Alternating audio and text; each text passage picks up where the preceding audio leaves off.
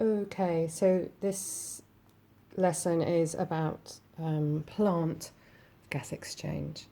I've got a little expertly drawn plant here showing the roots taking in water. The water travels up to the stem, and this is meant to be a cell of the leaf. And it's showing that carbon dioxide can enter the leaf via the stoma. So this is a stoma, and plural, so if there's more than one stoma, is stomata, which you're probably familiar with.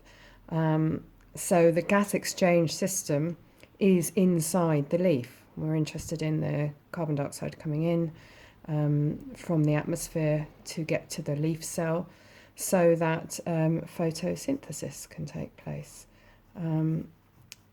So just a quick reminder, photosynthesis, which is happening in the chloroplasts at the chlorophyll of the leaf cells.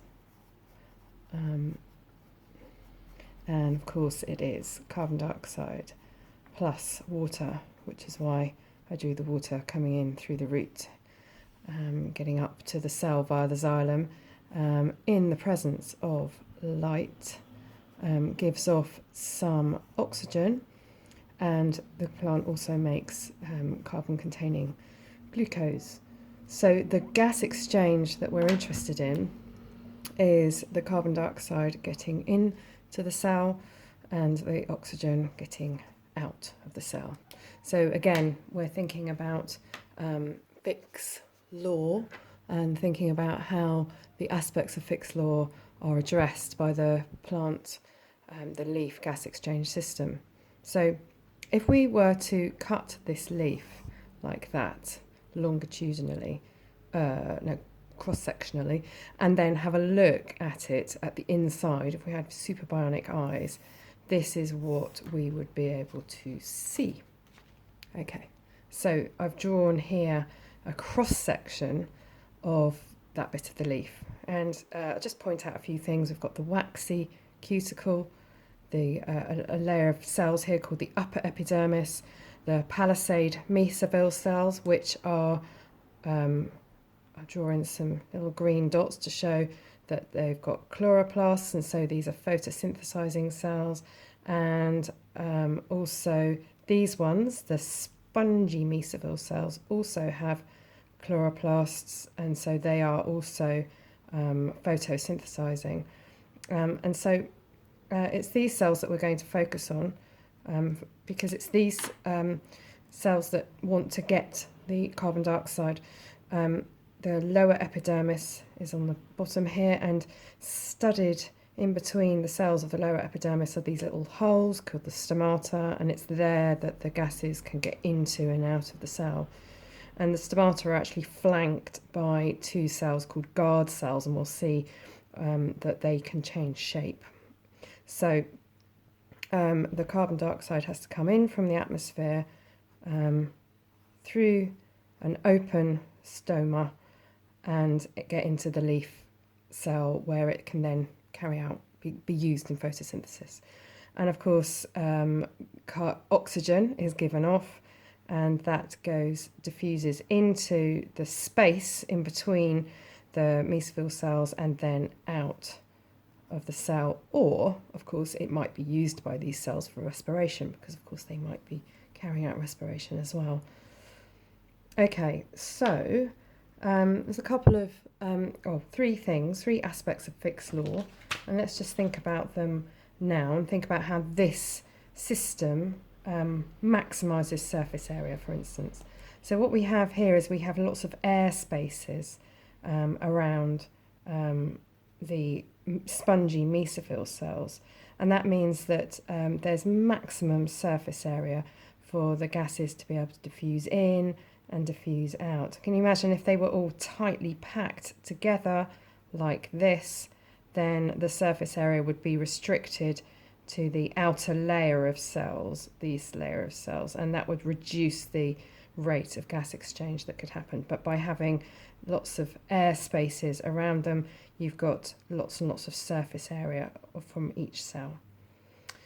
And then the concentration gradient is maintained by, of course, the carbon dioxide being used up in the cell by photosynthesis, and also because the airspace within the leaf is continuous with the outside air, and so the oxygen can diffuse out easily. So I'll just repeat that. Of course, when the carbon dioxide goes into the cell, it gets used up in photosynthesis, and so of course that means that there's a lower concentration of carbon dioxide inside the cell, and so more can diffuse in the right direction. So let's just draw that here. Yeah, so the carbon dioxide is being used up as soon as it gets into the cell, and so that lowers the concentration gradient inside the cell. And of course the oxygen is diffusing out, and because the air inside the cell is continuous with the air outside the cell, it's got a pathway to diffuse outwards, and so we're getting rid of that oxygen right next to the cell so more can diffuse out. And the diffusion pathway, well, there's a couple of things here that we could talk about. We could say that every stoma is very, very close to a cell. Let's write that down as number 3. And we could also say that the walls of the cells are very, very thin. This is typical of cells that are in the leaf. All plant cells have walls, but the cells in the leaf have very, very thin walls. Okay. So one of the things that plants might also do, and actually you'll find out in one of your other A-level topics, that the loss of water from the leaf cell and the water exiting through the stoma is actually a very, very important process in the transport of water through the xylem. So water is being produced inside these leaf cells when they're respiring, and it could get lost. It might also get lost because of transpiration or evaporation. The loss of water is important, as you'll see in another topic, but the plant needs to limit the water loss, of course, because of course it needs the water for photosynthesis. So there's a few things that the plant could do. It could open and shut its stomata depending on the conditions of the day. Yeah. So if it's a very humid day, then water will go into the stomata, into the guard cells, and the guard cells change shape. And when they're full of water, they change shape so that there's a little hole in the middle. That's the stoma. That's the stoma. On a very, very dry day, when the plant is more likely to lose water, then the guard cells lose water. And as they do, they change shape, and you can see that the stoma has disappeared now because the guard cells have closed up. Okay, so that's one thing. The other thing is the thick waxy cuticle. If we just go back to the previous page here, the waxy cuticle is this layer here on the top part of the leaf, and it prevents water being lost by evaporation. And some leaves, like holly leaves for instance, they're really, really shiny, and the shininess is achieved by having a very, very thick waxy cuticle. Okay, so these are adaptations that all plants have, but there are certain adaptations that just plants that live in very, very dry conditions, or in conditions where there isn't much water available to them, have. These are called xerophytes. Xerophytic adaptations are those that xerophytes have. So if I just show you this little picture of a leaf, you'll have to excuse the diagrammatic nature of it, but I've really, really simplified things. So this is the leaf, this is the upper part of the leaf, this is the lower part of the leaf, there's the guard cells, that's the stoma.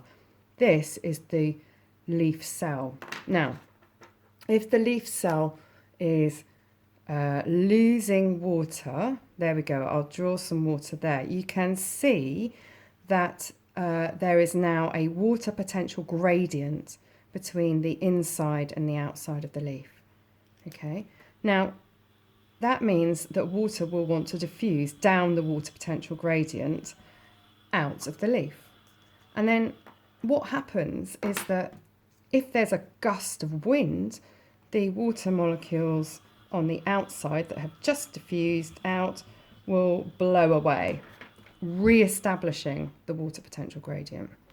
So this is a problem for plants on dry days. And so there are certain leaf shape adaptations that plants can have that reduce this water potential gradient. Okay, so here they are. This one is sunken stomata. This one is stomatal hairs. And this one has a curled leaf. And they're all achieving exactly the same thing. I'm trying to explain. So the water is being lost by the leaf cell. The water can then diffuse down a water potential gradient into the little pit that has been created because the stomata is kind of sat in a little bit in a little kind of cave.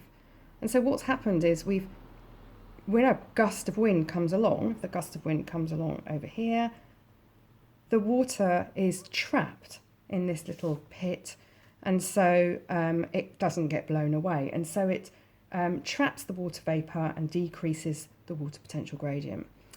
And the same happens here. So the water diffuses out by osmosis out of the leaf cell, it evaporates, and then it leaves the leaf, but it gets trapped by these little hairs.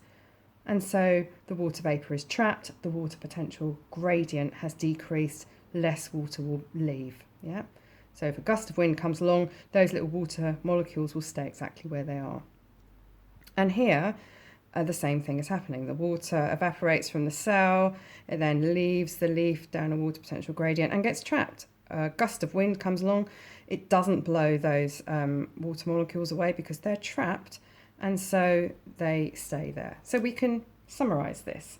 There's all of these adaptations lead to a reduction of air movement. Of air movement. Okay, and what this does is it traps the water vapour. And that means that the water potential gradient, that's the difference in the number of water molecules inside the leaf and the number of water molecules outside the leaf, that has decreased. There's now a similar number of water molecules inside the leaf as there is outside, and so less water will want to leave by osmosis. So it's decreased. Okay, just a couple more xerophytic adaptations. So we've all come across cacti before. Cacti are succulents, and they store water in their tissue.